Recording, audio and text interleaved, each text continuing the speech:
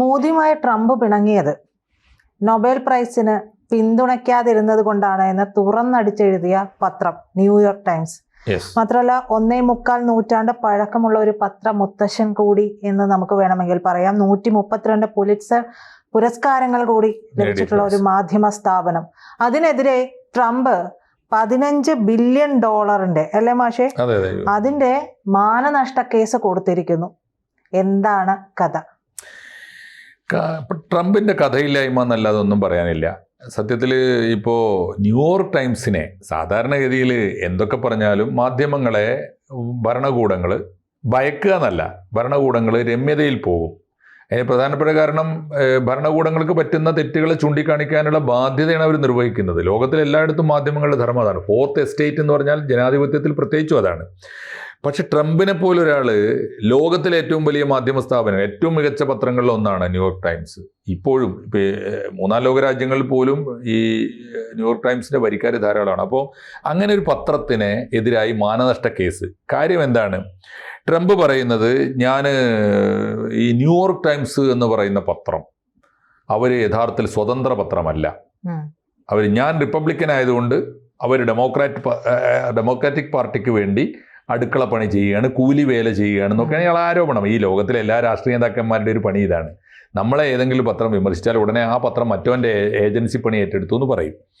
എന്നിട്ട് ഇപ്പോൾ അദ്ദേഹം പറഞ്ഞിരിക്കുന്നത് 2024 എൻ്റെ ഇലക്ഷൻ കാലത്ത് തന്നെ ന്യൂയോർക്ക് ടൈംസ് എനിക്കെതിരാണ്. ആയിരിക്കുമല്ലോ. അതിന് കാരണം എന്താ? ഇതിനു മുമ്പ് ഒരു ടേം അദ്ദേഹം ഭരിച്ചിട്ടുണ്ട്, ഭരിച്ചതിൻ്റെ അനുഭവമുണ്ട്. ആ അനുഭവം വെച്ചിട്ടാണ് അവർ എഴുതിയത്.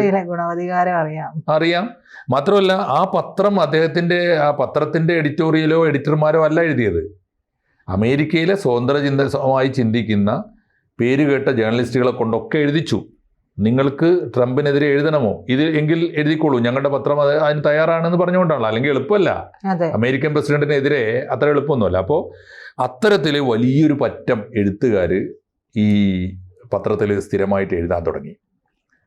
അപ്പോൾ ഇപ്പോൾ അദ്ദേഹം പറയുന്നത് ചില്ലറക്കാരല്ല താനും. അപ്പോൾ അമേരിക്കയിലെ ഇപ്പോൾ ഇന്നത്തെ നമ്പർ 1 ജേർണലിസ്റ്റുകളൊക്കെ തന്നെയാണ്. ഒന്ന് ഈ റസ് ബ്യൂട്ട്നർ ഒരുപാട് ഈ പറയുന്ന എന്താ പറയുക സിൻഡിക്കേറ്റ് പത്രങ്ങളൊക്കെ ധാരാളമായിട്ട് എല്ലാ ഭാഷകൾക്കും വേണ്ടി എഴുതുന്ന ഒരാളാണ് റസ് ബ്യൂട്ട്നർ.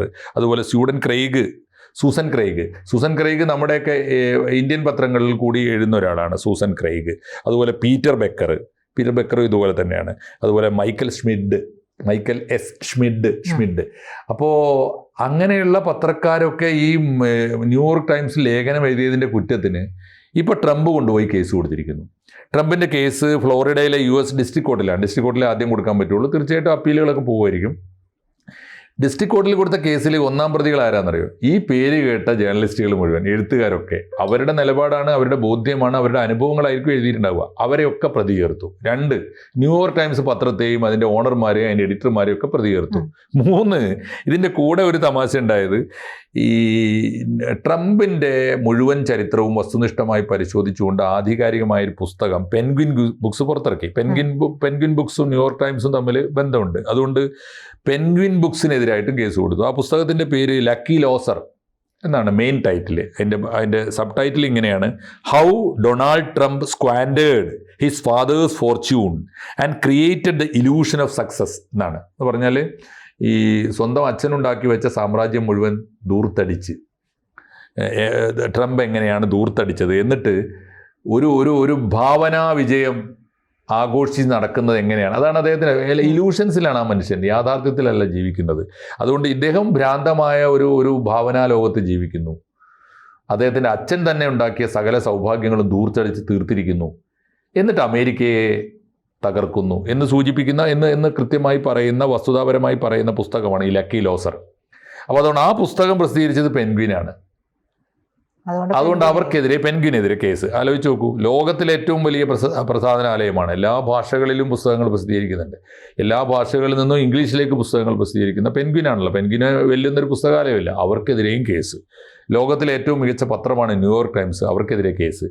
ലോകത്തിലെ എല്ലാ മാധ്യമങ്ങളിലും എഴുതുന്ന വലിയ സിൻഡിക്കേറ്റ് ജേർണലിസ്റ്റുകളായ മുഴുവൻ പത്രപ്രവർത്തകർക്കെതിരെ കേസ്. എന്ന് പറഞ്ഞാൽ മാധ്യമ ലോകത്തോട് കൊമ്പ് കുലുക്കി ഇറങ്ങുന്ന ഒരു കാളക്കൂറ്റനായിട്ട് ഇദ്ദേഹം പ്രത്യക്ഷപ്പെടുകയാണ്. ഇദ്ദേഹം പറയുന്ന ആരോപണം എന്താണെന്ന് വെച്ചാൽ, എൻ്റെ മാനം കെടുത്തു, അദ്ദേഹത്തിൻ്റെ മാനത്തിൻ്റെ വിലയാണ് $15 ബില്യൺ ആവശ്യപ്പെട്ടത്.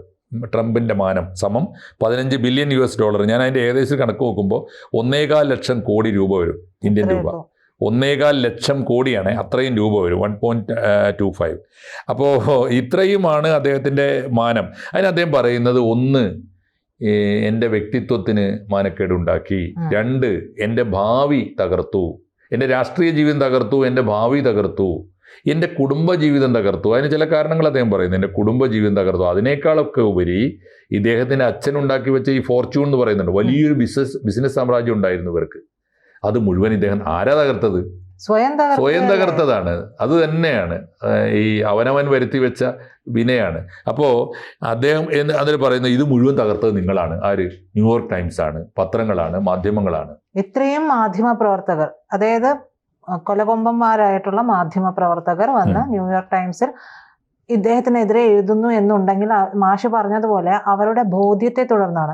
ആർക്കും മനഃപൂർവ്വം തകർക്കണമെന്ന് കരുതിയിട്ട് അങ്ങനെ വിളിച്ചെഴുതിക്കുന്ന ഒരു സ്ഥാപനവുമല്ല അത്.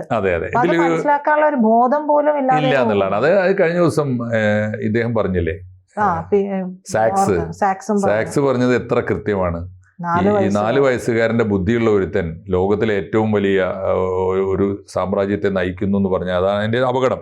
ഇതിൽ ഇദ്ദേഹം വലിയ ഗുരുതരമായ കേസായിട്ട് ഇദ്ദേഹത്തിന് പൊള്ളാൻ മാത്രമുള്ളത് ഈ പുസ്തകത്തിലും ന്യൂയോർക്കിലെ ലേഖനങ്ങൾ, ഈ ന്യൂയോർക്ക് ടൈംസിലെ ലേഖനങ്ങളിലൊക്കെ വന്നത്. പക്ഷേ പഴയ എപ്സ്റ്റീൻ കേസ് അറിയോ? ജെഫ്രി എപ്സ്റ്റീൻ്റെ കേസ്. ജെഫ്രി എപ്സ്റ്റീൻ അറിയാലോ, അവിടുത്തെ ജയിലിൽ തൂങ്ങി മരിച്ച ആളാണ്.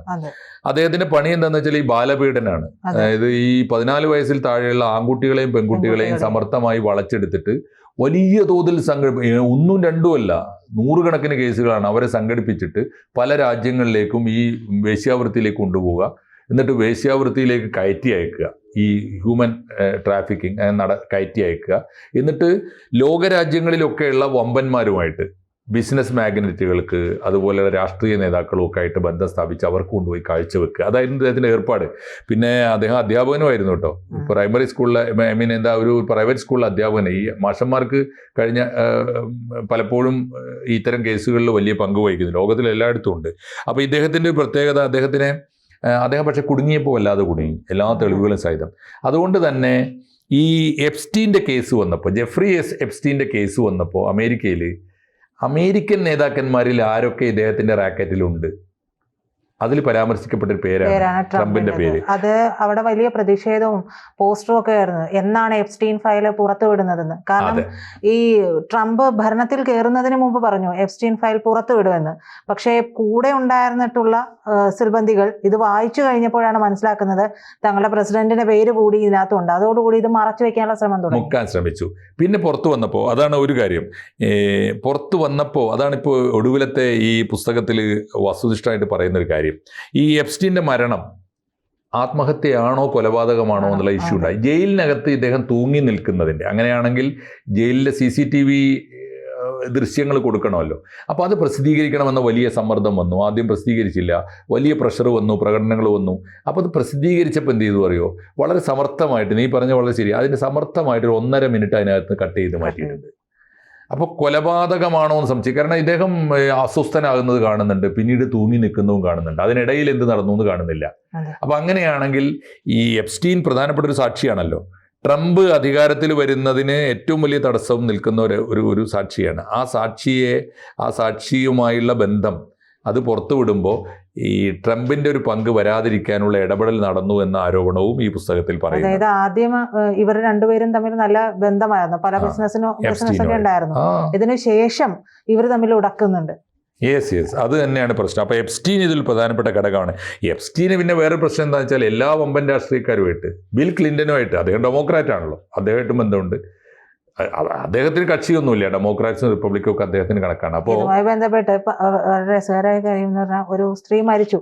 അപ്പോൾ അതില് ഈ ട്രംപിന്റെ കീഴിൽ ജോലി ചെയ്തിരുന്ന ഒരു സ്ത്രീയെ മറ്റോ എപ്സ്റ്റീൻ തട്ടിക്കൊണ്ടുപോയി എന്നാണ് പറയുന്നത്. ഉണ്ടാവും, കാരണം അവർക്ക് അദ്ദേഹത്തിന് അങ്ങനെ ഒരു ജീവിയാണത്. വല്ലാത്തൊരു കുറ്റമല്ലേ. അതിന് പറ്റിയ പങ്കാളിയായിരുന്നു കൂടെ ഉണ്ടായിരുന്നത്. ഈ എപ്സ്റ്റീന്റെ പങ്കാളി ഇപ്പോ ജയിലിലാണ്. അവർ ജയിലിലാണ്. ഇദ്ദേഹം ജയിലിൽ വെച്ച് 2019 തോന്നുന്നു. 2019 ജയിലിൽ ആത്മഹത്യ ചെയ്തു എന്നാണ് കണക്ക്. അത് കൊലപാതകമാണ് എന്ന സംശയമുണ്ട്. ഇതൊക്കെ ചേർന്ന് ഇതെല്ലാം പുറത്തു വന്നു എന്നതാണ് ഈ പെൻഗ്വിനോടും ന്യൂയോർക്ക് ടൈംസിനോടും ഉള്ള കലിപ്പ്. എന്തായാലും അതുകൊണ്ടുള്ള ഒരു ഉപകാരം എന്താണെന്ന് വെച്ചാൽ അമേരിക്കൻ മാധ്യമ ലോകം മുഴുവനും ട്രംപിനെതിരായി രംഗത്ത് വന്നിരിക്കുന്നതാണ്. ന്യൂയോർക്ക് ടൈംസ് ഇതുവരെ മിണ്ടിയിട്ടില്ല. ഞങ്ങളുടെ ധർമ്മം നിർവഹിച്ചു, ഞങ്ങളുടെ കർമ്മ നിർവഹിച്ചു. എന്നാൽ ആവിഷ്കാര സ്വാതന്ത്ര്യത്തിൻ്റെ പേരിൽ മുഴുവൻ മാധ്യമ ലോകവും ട്രംപിനെതിരെ തിരിഞ്ഞിരിക്കുന്നു എന്നുള്ളതാണ്. ട്രംപ് ഇനി അധികകാലം ഇദ്ദേഹത്തിൻ്റെ ഈ ഭ്രാന്തൻ വാഴ്ച തുടരും എന്ന് കരുതാനാവില്ല. ട്രംപിൻ്റെ അന്ത്യം അടുത്തിരിക്കുന്നു എന്ന് വേണം ഇത്തരം പുതിയ സംഭവ വികാസങ്ങൾ. ഇംപീച്ച്മെന്റിലേക്ക് പോകാനുള്ള സാധ്യത. ട്രംപ് ഇംപീച്ച്മെന്റിലൂടെ പുറത്താകും, അല്ലെങ്കിൽ പുറത്താകണമെന്നാണ് കാവ്യനീതി. അതിനാണ് സാധ്യത എന്നാണ് ഞാൻ വിചാരിക്കുന്നത്. എന്ത് സംഭവിക്കുമെന്ന് നമുക്ക് കണ്ടറിയാം. എന്തായാലും അമേരിക്കയുടെ അന്തസ്സ് കെടുത്തുകയും ലോകത്തെ ആകെ നാണം കെടുത്തുകയും അമേരിക്കൻ ജനതയുടെ മുഴുവൻ പ്രതാപത്തെയും നശിപ്പിക്കുകയും ചെയ്തൊരു നേതാവാണ് ട്രംപ് എന്ന കാര്യത്തിൽ രണ്ട് അഭിപ്രായമില്ല. ഓക്കെ, കൂടുതൽ വാർത്തകളും വിശേഷങ്ങളും നിങ്ങളിലേക്ക് എത്താൻ ABC മലയാളം സബ്സ്ക്രൈബ് ചെയ്യുക, ബെൽ ബട്ടണും അമർത്തുക.